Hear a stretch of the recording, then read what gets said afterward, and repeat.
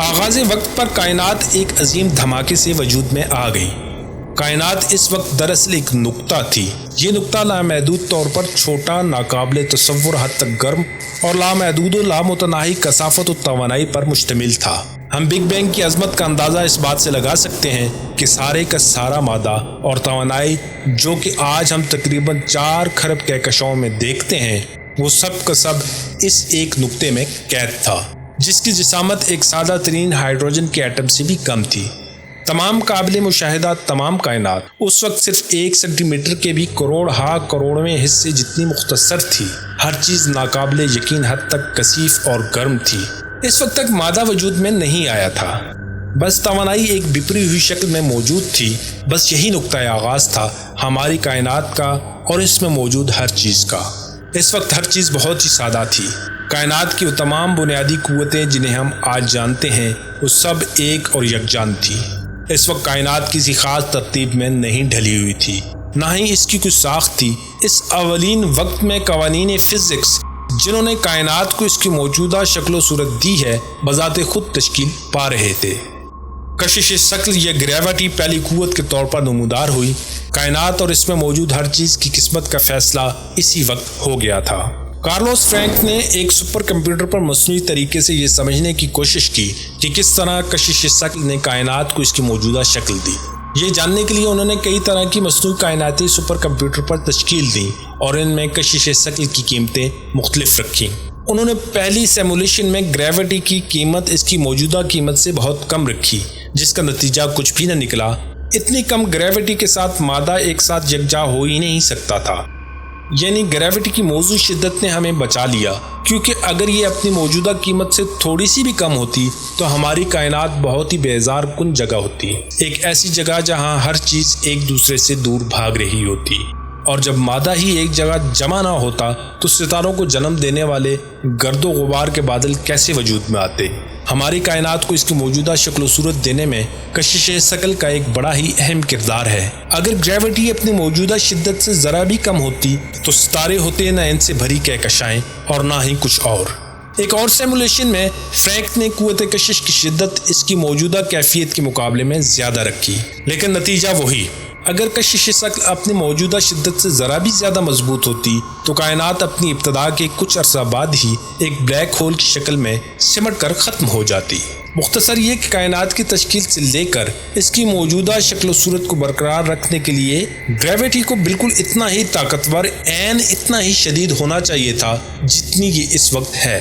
یہ ہماری خوش قسمتی ہے کہ بگ بینگ سے وجود پذیر ہونے والی قوت کشش ٹھیک اتنی ہی مضبوط تھی کہ جتنا اسے ہماری تخلیق و تشکیل کے لیے ہونا چاہیے تھا۔ پہلے سیکنڈ کے کچھ ابتدائی حصے میں جب شکلی قوت وجود میں آ گئی تھی اور مختلف قوتوں کی ہنگامہ خیزی جاری تھی، توانائی کی ایک زبردست شاک ویو پھوٹ پڑی اور کائنات ناقابل تصور رفتار سے ہر طرف پھیل گئی۔ صرف 1 سیکنڈ کے کچھ حصے میں ہی کائنات ناقابل یقین حد تک پھیل چکی تھی۔ ایک معتاد اندازے کے مطابق 1 سیکنڈ کے 100 کھربویں حصے کے بھی 100 کھربویں حصے کے دوران یہ کائنات 1 کھرب گنا سے بھی زیادہ پھیل چکی تھی۔ آج اس مرحلے کو ہم انفلیشن آف یونیورس کہتے ہیں۔ تب کائنات کے پھیلنے کی رفتار روشنی کی رفتار سے بھی تیز تھی۔ یہ تو سائنس سے مناسب واقفیت رکھنے والا ہر شخص جانتا ہے کہ کوئی بھی چیز روشنی کی رفتار سے تیز سفر نہیں کر سکتی، تو پھر خلا کس طرح روشنی کی رفتار سے تیز سفر کر سکتی ہے؟ تو کیا اس نے طبیعت کا قانون توڑ نہیں دیا تھا؟ یہ بات تو چوٹی کے سائنسدانوں کو بھی پریشان کی رکھتی ہے، مگر اہم بات اس وقت کی کائنات کو جاننا ہے۔ یہ بالکل ایسا ہی ہے کہ ہائیڈروجن کا ایک سادہ ایٹم اتنے ہی وقت میں پھیل کر گولف کی ایک گیند جتنا بڑا ہو جائے۔ ہمارے لیے شاید ایٹم اور گولف کی گیند کے حجم کو سمجھنا مشکل ہو، لیکن اگر گولف کی ایک گیند پھیل کر اتنے ہی وقت میں دنیا کے گولے جتنی بڑی ہو جائے تو شاید ہمیں بات سمجھنے میں آسانی ہو۔ یہ تو پھر وہی بات ہو گئی جس کا مطلب روشنی کی رفتار سے بھی زیادہ ہوا۔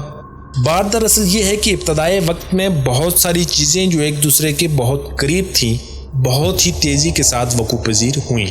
اس بات کو صحیح طریقے سے سمجھنے کے لیے ہمیں وقت کی ایک نئی اکائی تخلیق کرنا ہوگی، پلینک ٹائم۔ پلینک وقت کا کتنا مختصر پیمانہ ہوتا ہے، اسے سمجھنے کے لیے یہ جان لیجئے کہ 1 سیکنڈ میں پلینک وقت کی جتنی اکائیوں کی تعداد ہوتی ہے وہ ان تمام سیکنڈ سے بھی زیادہ ہے جو بگ بینگ سے لے کر آج تک گزر چکے ہیں۔ آج بگ بینگ ہوئے تقریباً 13 ارب 80 کروڑ سال ہو چکے ہیں۔ حساب کتاب میں آسانی کی غرض سے ہم انہیں پورے 14 ارب سال مان لیتے ہیں۔ اب اس 14 ارب سال کو ایک سال کے دوران گزرنے والے سیکنڈز کی مجموعی تعداد سے ضرب دیجئے تو اس سے حاصل ہونے والا جواب واقعی سیٹی گم کر دینے والا عدد ہوگا۔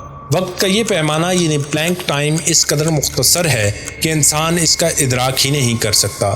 اگر ہم اپنی گھڑی کو دیکھتے ہوئے ایک سیکنڈ کو پلینک وقت میں ناپنے کی کوشش کریں تو وہ کتنے پلینک وقت پر مشتمل ہوگا؟